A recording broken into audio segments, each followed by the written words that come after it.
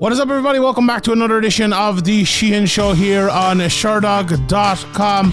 And today we are back with another edition of the Bellator preview show as Bellator 299 comes to my beautiful home country of Ireland and the not so beautiful Dublin. But we'll get over that. Actually, by the time this is out, I'll actually be in Dublin, so I could be getting assaulted as we speak after saying that. But we are back with a big card in my home country, and it's always great, you know. I think because of the cards Bellator have brought, and because of, you know, talks of the UFC coming back, and because PFL are obviously coming towards the end of the year and all that, I feel like we're taking it for granted a little bit. You know, I saw people talking last week, it's a bad time for Irish MMA and all. Jesus, a few losses make it a bad time for Irish MMA. I think it's just such a great time for Irish MMA, and a lot of that has been down to Bellator, and they're bringing these big cards, and you know, maybe this is the last Bellator card in Ireland, so maybe we should enjoy it while we can. I hope that's not correct, and you know, I've spoken about it before in this show. I would really hope that Bellator continue, or if maybe they're bought out, that whoever is going to be, you know, in charge will allow cards to come back to Ireland all the time, because they've been so special. Like, I talk about taking things for granted. Like, we're getting a Bellator middleweight title fight here. You know, we had a welterweight title fight. We had a lightweight title fight. We had an Irish person fighting in Peter Queally. We had, you know, Peter Queally's brilliant walkouts, James Gallagher and his walkouts, Brian Moore and his walkouts, and all their fights. Sinead, Kavanagh, Liam McCord, one of the, you know, the fights that'll go down in history in Irish MMA. Plus, we've had, you know, Yoel Romero and Yaroslav Amosov and loads of big stars come over and fight here, and just be able to see Fedor and all of it. It's been absolutely fantastic. If you're an Irish MMA fan or a person covering Irish MMA, I think that, look, there was a bit of a skepticism with Bellator coming at the start, but it's hard to say it's been anything but good for Irish MMA, if we're being honest. And look at all the other gyms as well that have, and I know this is obviously a very SBG-centric endeavour, although there have been a few others with the likes of Paul Redmond and Norman Park and others, but now especially I think it's only SBG. But like you see even in the likes of Cage Warriors, but the three champions that were there 6 months ago all going to the UFC, apart from Paul Hughes, who hopefully will be there next. But like, we have Danny McCormack is the Invicta champion and all that. It's just such a wonderful time for Irish MMA. I feel like sometimes I have to stick up for it because people are giving out about it. So it's just like, there's nothing there to give out about. And you know what's definitely not to give out about this card? Because it's, well, there's a few things to give out about. I'll always find something to give out about. There's 21 fights in this card. So it's going to be a very, very, very, very long media day and fight day and post-fight day for old Johnny, but we'll get over that too.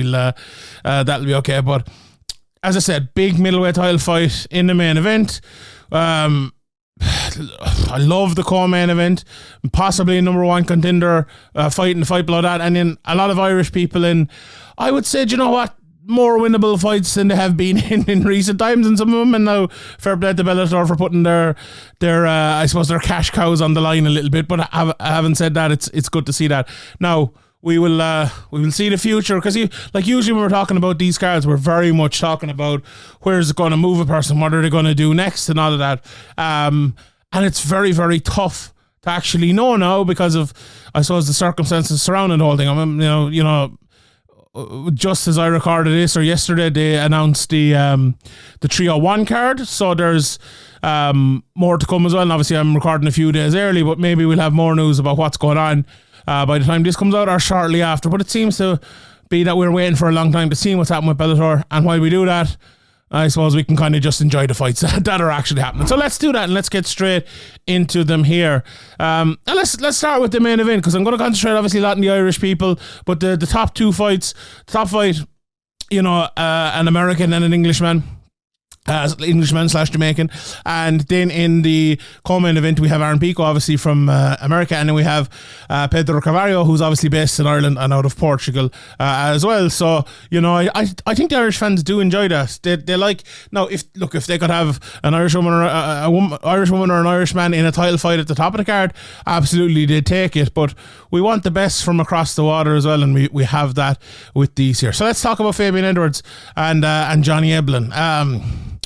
you know, it's a very, very interesting matchup, I think. Like, Fabian Edwards is someone who I've watched since his amateur days. I know my colleague Graham over in the Severe podcast watched him as an amateur. And obviously, look, he's Leon Edwards' brother, so you're going to. But I think he was 10-0 as an amateur with something like 9 finishes. And he was absolutely fantastic. I remember one of his early pro fights. He got an armbar when he was just about to lose the fight. You know, pulling things out of the water early, and has always been a guy who has, you know, shone through and been someone who we thought would get to a certain level. Now, there's been some rocky roads for him to travel, I suppose, over the last few years. Losing to Costello Vancinis, that split decision in 2020. A lot of people, you know, thought that was very close, and there's no doubt about it. I think it was the right decision, but it was close. And the Vanderford fight as well, that was a unanimous decision, but I actually thought that was nearly closer. That was one of those weird fights where, you know, there was a lot of top control, but maybe not a lot of damage, and a fight that, you know, maybe if a couple of other judges were on it, that he could have won. So, you know, his 2 losses were relatively close fights, but still, you know, close fights can happen and losses can happen in those close fights. But when you're at that kind of level where you're 4 or 5 fights into your Bellator career, at that age, 4 fights into your career, you've won all 4, you get a guy like Costello Vancinis, you get a guy like Austin Vanderford, 2 fights in a row, you know, who are either ranked or on the border of being ranked. You know, you're looking at title shots in, and when you kind of fall there, it's like, we're going to have to take that step. We're going to have to, I suppose, work our way back up. And he did that. Look, the Lyoto Machida one in 2022, fighting Lyoto Machida, was a bit of a gimme, I suppose. No disrespect to anyone. And the Charlie Ward fight was a very odd fight, right? And at that stage, you're kind of thinking, well, look, they've got him 2 wins now. Let's just kind of get him a title shot. But to be fair to Bellator, and I disagreed with this at the time, I liked the fight, but I disagreed with the matchmaking. They made the fight against Gegard Mousasi. And the fact that he won that and won it well over 5 rounds, I think showed the level that Fabian is. And if he can get any fight like that, he has a really, really, really good chance of winning it, and probably will win it.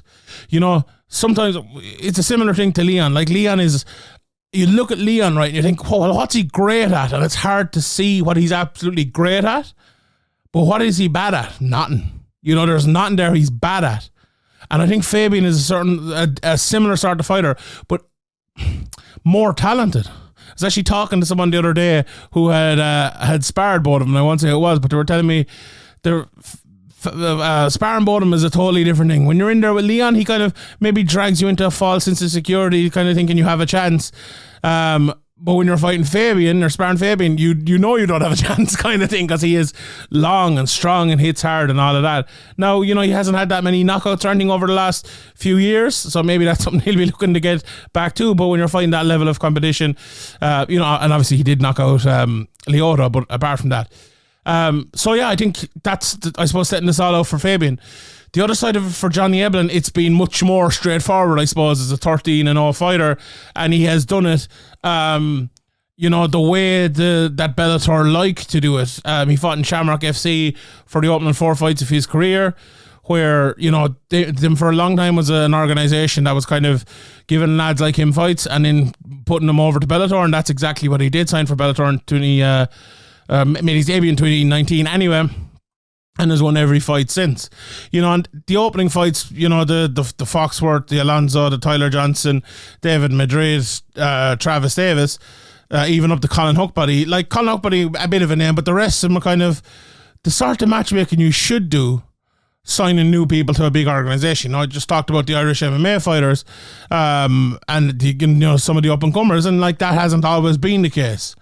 You know, in which organisation am I talking? I could be talking about any organisation there, but, and that's not just Irish MMA fighters, all different sorts of MMA fighters. It feels like a lot of the, say, the Cage Warriors guys going to the UFC have been badly enough matchmade, in my opinion. Now, Paddy Pimblett is the obvious exception there, but this is a sort of matchmaking. I actually think, some people criticise this, but I think it's good. It's an extra additional step every time to get to where he got there. And he fought Hookbody, Salter, and then, you know, into the title fight against Mousasi and Anatoly Tokov last time out. And I think what he's shown is that every step again that he is sick, and he has kind of risen to the occasion. and done really well at it. Again, the Mousasi one was the key. You know, the way he dominated Mousasi. I think a lot of people watched that fight that night, me included, and were like, this guy's the best middleweight in the world.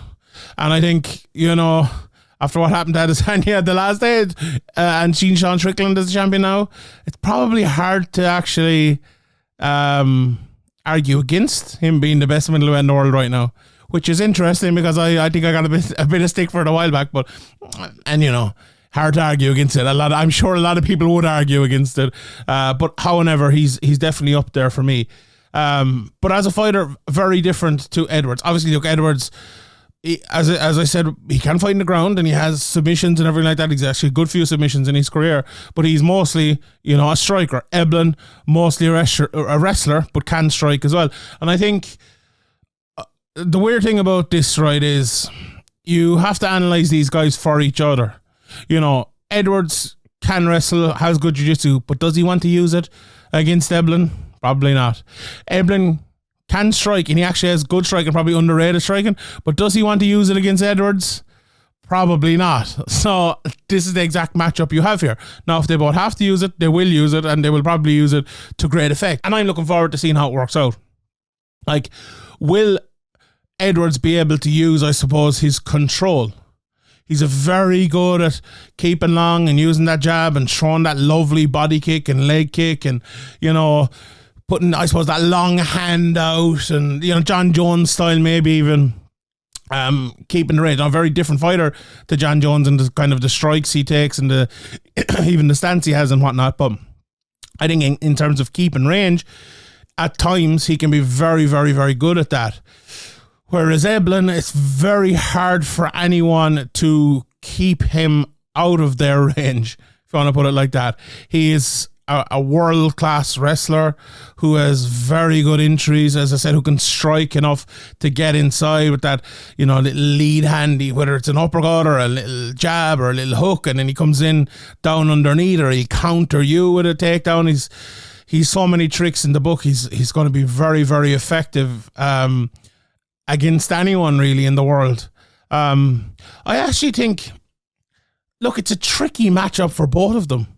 It's a very, very tricky matchup for both of them, especially considering, like, sometimes we forget it. Eblen is only 13 fights into his career, and Fabian's only 14 fights into his career. You know, 30 years of age versus 31 years of age. So, you know, sometimes we get carried away, and, you know, we forget these lads could have another 5 years until they get to their prime. You know, and you know, I remember I was hearing before and seeing lads talking about it. You have, you know, the kind of the MMA lifespan is maybe 7-8 years to get to your prime. You know, you have a couple of years at it, and you know, maybe the amateurs and stuff will be thrown in that. But you have like the 10-year kind of career, maybe. Like Eblen made his debut in 2017. You know, so what is he? 6 years into it. And Fabian 2017 as well, so 6 years into it. These lads are very much kind of reaching that point, right? They're reaching that point, but they're not, you know, it's not that they're not quite there yet, but what my point I'm making is, right, you never know what you're going to get out of lads who are still improving, right? And I mean positively there, right? You know what we've seen from them already, and they're going to bring that, but you never know, like, what's Fabian been doing? Who's he been working with in terms of wrestling? How's his takedown defense going to look? How are his takedowns going to look? What's his game against the cage going to be like? If you're Eblen, like, if you're looking at Eblen, how is he going to use that boxing to get inside maybe on someone with range that he hasn't fought before necessarily like that? Is he going to try to strike a little bit more? Is he going to maybe work the leg and throw a few leg kicks? There's a lot of integers, I think, to decide a fight like this. And it's very difficult. Like, I'm here and I'm going to give a prediction, but it's very difficult to give a prediction for a fight like this with two guys who are so high level. And I really do, like, a lot of people are probably thinking, okay, Eblen's going to be a big favourite here. And I'm going to probably pick Eblen if I'm being honest. But that, I think people would be very, very foolish to quickly write off Fabian Edwards. He's a tough matchup for Eblen, a tough guy to get inside and a tough guy to take down and a tough guy to dominate when you're underground as well. Look at the Vandervoort fight. Okay, Vandervoort did take him down, but he didn't land much and he didn't win the fight by much either. So yeah, I think Eblen's going to struggle, but I do think he will get takedowns. And not struggle, but struggle with some parts of Edwards' game. I do think he will get takedowns. I think the thing for Edwards is to not get constantly taken down. If one takedown leads to another takedown, if the start of every round is a takedown, you're in bad trouble there. I believe that Edwards, for the first 2 to 3 rounds, won't fall into that trap. I think he will get taken down, but I think he will stop one, or maybe stop 2, or maybe stop the one at the start of the round, and maybe, get 2 minutes of striking or something like that. I think he will do that, but I think the longer the fight goes, Eblen's cardio is really, really good, and I think that will tell. And look, I could see it being 2-1 either way at the third round, at the end of the third round, and maybe Eblen wins 4-5. That's the type of fight I see here. I think it will be long. I think he'll probably go to a decision, and I'm just leaning Eblen. And in the co-main event, Aaron Pico against Pedro Carvalho. Look, this is a fight that Pedro Carvalho has called for a long time now. I think a lot of Irish MMA people as well have wanted to see it because, Pedro has been right up there in the rankings for a good while now. He's had a 50-50 record over the last while, I suppose, losing to Jeremy Kennedy, beating Mads Burnell in one of the most fantastic performances out of someone from this country in a long, long time. Lost to Nijelski before that, and then beat Weichel, which was another absolutely massive win at a Bellator Dublin, which the Irish fighters didn't have a great night, and he kind of brought it home and I think turned the night around for a lot of different people that night. And for Pico, I suppose he's had a similar sort of thing recently, although we all know what happened at the start of Pico's career. Let's just write that off for a minute here, right? He went on a great run, winning 6 fights in a row, and then the Jeremy Kennedy fight came where he got the bad shoulder injury, dislocated his shoulder, or whatever it was, and ended up losing that fight because of it. And you're thinking, okay, he'll just come back from that and he'll be fine.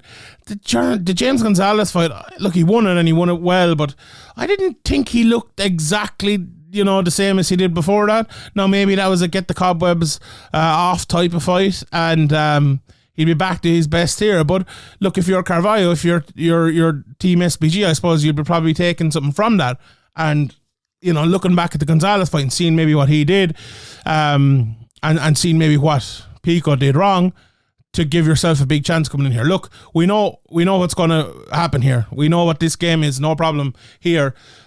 For Pedro Carvalho, he's going to try to strike with him. He is going to try to land his big power shots. He's going to try to land combinations and not get taken down. For Pico, he's going to try to take him down, but I think he's going to be happy enough to strike with him as well. I think he's going to try to land the big shots. I think he's going to, I think for Pico, right, for a few of those fights in the 6-5 win streak, he was very careful, and it was all like, I'm going to do the very right thing at the very right time. And he did it. And then I think the Justin Gonzalez fight, maybe the Edwards fight even, there was a little bit of a turn there where he was like, right, I need to open up now a bit. I need to get a bit more exciting. I need to use my athleticism and all of that. And he did, right? And I wonder if he does that again here to get back to his best. And he opens up against Carvalho and is happy to strike on him and throws those high kicks. He's Brandon Gibson in his corner, one of the best coaches of all time, in terms of the striking realm. If he can get that going, I look, it's going to be an absolute barn burner of a fight if that can happen. Because do you know what? I take that back. I don't think it will be a barn burner. So one of them's getting knocked out. One of them is definitely getting knocked out if that happens, because they'll both go at it. They will, if Carvalho sees Pico coming and strike on him, he's like, okay, manna from heaven. Now, Pico has that in his locker as well to do that, but then jump down underneath, go for a takedown. So that is a big possibility of happening as well. So yeah, look, it's a hard task for Pedro Carvalho. Make no mistake about it. If it's I think he needs an off night from Pico. I think he needs to get his striking going. I think he needs the crowd on his side. He needs to be ultra confident. He needs to throw his shots, and he needs for him to land. And he needs everything to go right. I think he really does. For Pico, I think if he gets his wrestling going, if he doesn't take too many shots in the feet, I think I suppose the route to victory for Pico is a lot more imaginable. And I think if I made the pick, I don't like going against my fellow Irishmen, but I'll pick Pico in that. Right. I don't know if I'll give my picks for all of these, but I'll give it for some of them anyway. Very interesting fight between Sinead Kavanagh and Sarah Collins. And this is one I think is a tough fight to pick because it's a little bit similar to Eblen versus Edwards, I suppose, maybe at a different level. You know, Sarah Collins only 4 fights into her career and all of that. Sinead Kavanagh obviously has been like, I think she's probably defied maybe expectations over the last while. She's been so good, has Sinead, like, and especially after getting so unlucky at the start of her career, you know, the split decision loss to Arlene Blinkow, the decision loss to Smith, which was never a loss. There was a blind robbery, in my opinion, in that one. The cut on Janae Harding, the Janae Harding fight. You know, she fought Janae Harding last time out and beat her. Like, she, you know, what was it, the Ihani Rasavarian fight as well? Was that out in Sweden or somewhere? A lot of these fights, like, the only clear and utter loss of her career really is the Cyborg. You know? She's a 9-5 record, but she could easily have like a 12-2 record or something like that. Really, really could. So, and you know, Sinead's 37 years of age now. She's on a 2-fight win streak. She's a win over Leah McCourt. She's a win over Janae Harding. And if she wins here against Sarah Collins, she has to be, I think, the number 1 contender or close to it anyway. You know, Leah's fighting coming up here in a couple of weeks as well at Bellator 300 against Sarah McMahon. Look, if Sarah McMahon wins it, maybe she'll pip her.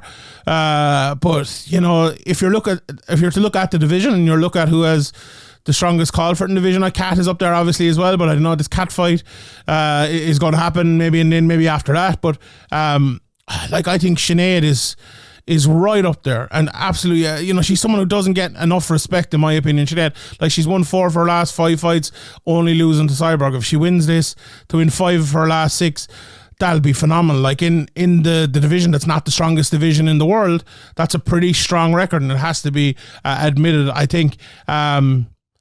But she's coming in against Sarah Collins, who is the top prospect in that division. It's hard to say anything but that. She is a really good wrestler. She came in against Pam Sorensen last time out, took her down, scarfold, and submitted her within 3 minutes. That's how good she is. She's only 3 fights outside of Bellator, and she looks a really tough matchup for Sinead. You know, she's a judoka, push you against the cage, take you down type of fighter. Whereas Sinead, we know, the national boxing champion, very, very good boxing, good background in boxing, obviously, with the national championship. But Sinead has shown in the last few years that her wrestling, her takedown defense is absolutely no joke. Like, Leah McCourt is a way bigger, stronger judoka, and she was able to beat her, you know, after tearing her knee in round 1. Now, Leah brought in a few injuries as well. It was a great fight, but Sinead came through, and Sinead won that fight, and deservedly so won that fight. So it's not a case of, you know, someone's a good grappler and they're fighting a boxer, so you can write off the boxer. I don't think that's the case at all. She's very well schooled to Sinead being over the last few years. She's as hard a worker as anyone, and you know, she will be, like, Sinead knows as well. Sinead knows that she's 37 years of age. She has to win all these fights to get to that position. You know, she knows that even if, let's say, she doesn't get there and the contract is up or whatever, she knows that the opportunities are there elsewhere as well. Like, Kayla Harrison is there. They're mad looking for people to fight Kayla Harrison or go into the tournament in PFL or whatever it might be. There are opportunities, and a win here and go on a 3-fight win streak and win, what was I said, 5 of your last 6 apart from Cyborg, that's massive. So this is a huge fight, I think, for Sinead Kavanagh. It's a huge fight for Sarah Collins as well, because if she puts Sinead Kavanagh win on the back of a Pam Sorensen win, you know, she's not too far away from that title leader, and it's Cyborg, and, you know, as we all know what's happening with Bellator, we'll see, but I think it's a huge fight. I'm really not sure who's going to win this one. I'm going to go with Sinead, because I just think that extra bit of experience. I did a whole podcast about experience last week, and if I'm looking at a fighter who has 14 fights into her career against a fighter who's 4 fights into her career, and who is, you know, the 14 fight veteran, has dealt with fighters, you know, like her before, it's, and make no doubt about it, Sarah Collins is different. She's a very, very, very good prospect, but I'm going to go with Sinead Kavanagh. You can call it Irish bias if you want, but I'm going to go with Sinead Kavanagh. After that, then we have a couple of interesting bouts in the featherweight and welterweight division. I think there should be bangers. Not necessarily sure why they're on this card or this high up in the card, to be honest. And maybe you can throw in the lightweight fight between Mansour Barnoui and JJ Wilson as well. All very, very good fights, but a 21 fight card. I don't know. It feels like Bellator have. I don't know, they have a few contracts to kind of finish up maybe or something here, maybe, and that's pure speculation for me now. But look, the Burnell fight against Weichel is very interesting. Look, Burnell lost to Boric and Carvalho before coming back and beating Gonzalez the last time out, and he was right up there towards the top of the division. Before that, Weichel is always thereabouts. But look, again, he lost to Carvalho, but he came back against Whiteford, lost to Kizriev last time out, and he'll be looking for a win as well. Look, it's all about getting back in the winning column for those two. Sabah Homasi, again, look, lost to Brendan Ward in that absolute barn burner. He was on a 2-5 win streak before that. Levan Chokheli, the younger guy, only 26 years of age, obviously took that loss to Coyote Yamauchi after being on, he lost to Crutchmer before that, but he was on a pretty good run, beating a good few guys in outside of Bellator before he was signed there, and everyone thought he was a top prospect. But look, he beat Roman Faraldo after the Yamauchi fight and then beat Michael Lombardo last time out as well. So that's a big one there, I think, for Chokheli, because if he can put 3 in a row and start climbing up that division as well, it's going to be big for him. The Barnoui fight, look, I think a lot of people saw him as the dark horse for the lightweight tournament, and when he lost to Brent Primus, it was maybe a little bit of a shock, although maybe Brent deserves a little bit more respect than that. But the way he beat Pico before that was fantastic, and all the fights and wins over in road, and fighting guys like Louis Chouilletz and Matthias Gamrot and Colin Fletcher and Islam Makachev and Kevin Lee down through the years. He's fought him on. And JJ Wilson, it felt like at one stage there, every preview I was doing, JJ Wilson was on it or due to be on it, and he had a lot of fights cancelled and he fought a lot of fights. But look, the only person to beat him in the is it ever, yeah, 9-1 is Gadzi Rabzabov in 2022. He beat Vladimir Tokov last time out as a win over Pedro Carvalho and a few more as well. Like, this guy is really well rounded. He can wrestle. He's good submissions, good power as well, and all of that. So a big fight for the lightweight division, and I think the winner of that, with the tournament and everything, could be putting themselves up towards the top of it. Peter Queally, a very interesting fight for him against Daniele Miceli. Like, Queally, I was obviously fighting for a title not too long ago, right up towards the top of the division, but it's been a rough time for Peter. Lost 3 in a row, obviously lost that title fight to Patricki, lost to Benson Henderson in a fight where I remember talking to him afterwards. He was just like, it was very hard to do it. You're fighting Benson Henderson, you're kind of standing there. You'd love to have the fight back, but type of thing, like, it's one you just didn't show up for type of thing. And that must be so tough. And then you go into a Bryce Logan, which is, you had a title fight, you're the former UFC champion, and then you're, no disrespect to Bryce Logan, but you're fighting Bryce Logan, and he got caught in that fight, and Bryce Logan absolutely deserved the win. But this is a massive fight for Peter Queally, because look, if you lose 4 in a row in any organisation, anyone, I'm not out of turn saying this, but anyone knows it's very, very tough. And especially, you're 38 years of age as well. It's a do or die fight here for Peter Queally. It definitely is. I watched a bit of his opponent, Daniele Miceli. Look, 35 years of age, 16 fights into his career. He's never really fought at a high level. All 5 of his wins have been via knockout. I watched, it wasn't his most recent win, with the one before that back in 2021 where he fought Danilo Bellaward. He got knocked down and basically knocked out with a jab. So look, he is a guy who can be gotten to and can be hit, but he's very good wrestling, can take you down. Like, Queally's hard to take down at times. He's strong and he puts a pace on you. I think Queally needs to be confident here. If he's confident and walks this guy down and puts it on him, he can finish him. He can get that finish like the other 5 guys did. But if he stands back and kind of isn't confident. Miceli can throw kicks. He has lovely side kicks and kicks to the body, and kind of fights out to that karateka style like many in SBG do. So Queally will be well used to that. But then he will, as I said, take you to the ground. What is it? 6 out of his 11 wins have been by submission, 4 by decision, only 1 knockout. But if you look at him, he is pretty dangerous on the feet. Maybe not with power, but with the way he throws things. So yeah, a big fight. I'm gonna pick Queally because I think Miceli's never really fought that level before. I just think he's unproven. Maybe he can rise to it, but I don't think what I've seen from him anyway. I don't think it's not guaranteed. Let's put it that way. Right, let's run through a few more of these other fights here before I leave you. And there's a lot of Irish guys getting chances here. Charlie Ward is back, and he's fighting Gregory Babene in an interesting middleweight fight. Obviously, Babene is on a real run at the moment. He's won all 3 fights in Bellator, but he had a few fights outside of Bellator there as well. 4 fights in Bellator. He beat Emiliano Sardi. He's beaten Mike Shipman. He's beaten some good guys in the current streak, and he's won 7 in a row. So very, very good run. Whereas Charlie, on the other side of it, he's 42 years of age now. He's lost to Mike Shipman last time out in the aforementioned Fabian Edwards fight, but he was on a great run before that, doing a lot of wrestling and a lot of grappling and winning a lot of fights. Babene on the other side of it, then look, he's happy to wrestle with you. He's happy to strike with you. It's funny, like, he's 12 submission wins, 6 submission losses, 7 knockouts when he's winning and 2 knockouts when he's losing. It could go anywhere. I think this is going to be a wild fight. 39 years of age, Babene. I think the 2 lads will be going out there looking to have a bit of fun.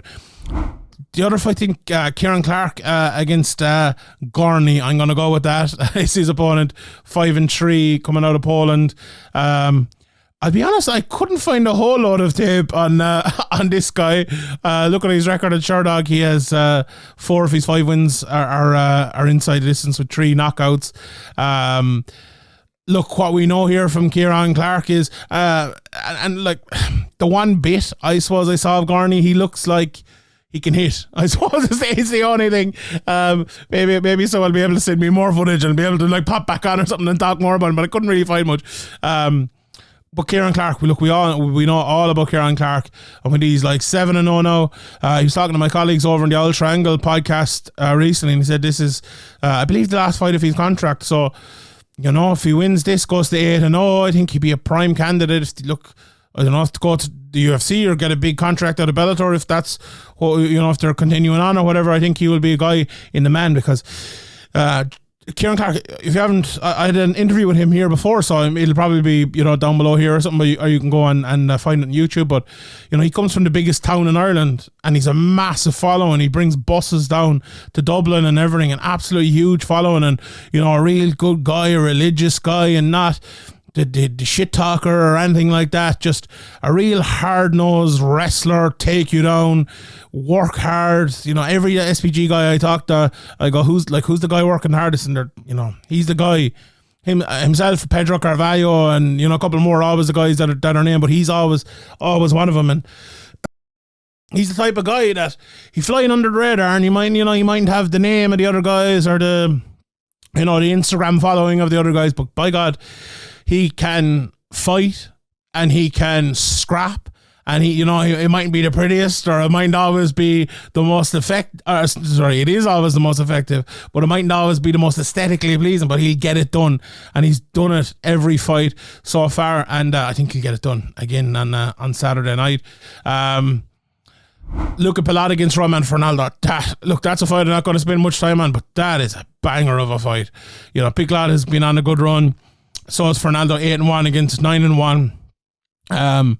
It's going to be like that's. If there wasn't 21 fights in it, that could be a fight we'd spend 5 minutes on. But very odd fight. Khasan Magomedsharipov against Martin McDonough, right? Khasan Magomedsharipov, 8-0, made his debut in. Let me just pull it up here.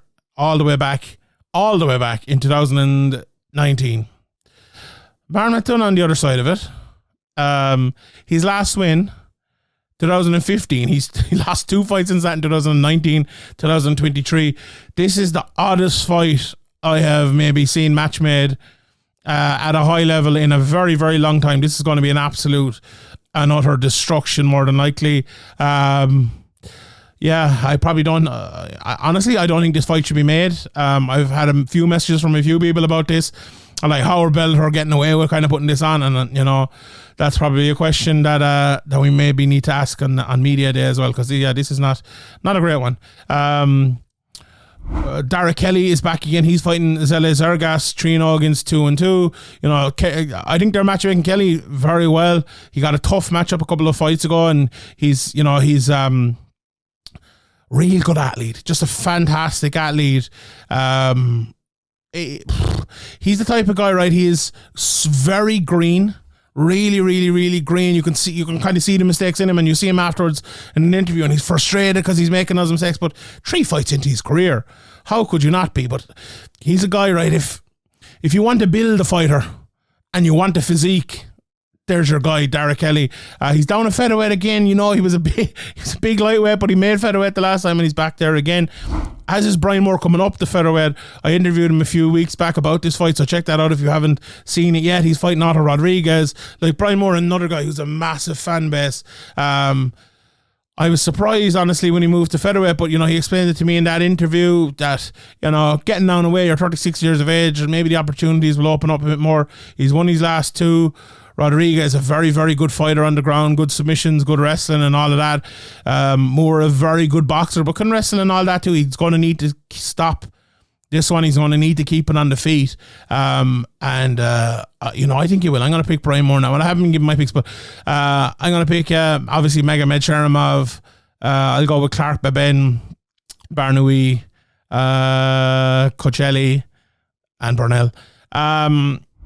After that, then we have David Galan versus Koromaz. We have Asselajouj against Ibrahim Al-Faqih Khasan. Asselajouj, remember that name, because again, there's a few guys in SPG, the hardest workers. If you ask any of the SPG lads, who is the guy you think could be a champion on the way up, they'll all say Asselajouj. All of them. And that, now maybe not all of them, but a lot of them.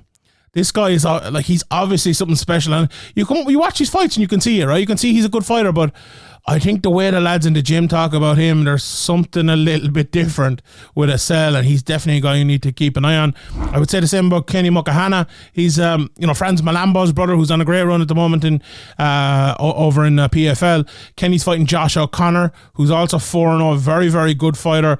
That's going to be a fun one. Luke Traynor coming off a big win against an opponent who's 14-1. Nicholas Seoli's on the card. And then there are some people who are also on the card in Mark Ewan against Noah Gunyan, Mackenzie Stiller against Kiera Pacheco, and Sergey Bilastiani against Kazim Aras. It's going to be a long day, ladies and gentlemen, for Old Shani on Saturday night. We'll be there. Follow me on Twitter at SeanSheehanBL. Have all the tweets and all of that good stuff over there. And, I'm sure we'll be chatting about it further as the days go. All right, everyone. I will leave it there. Thank you for tuning in.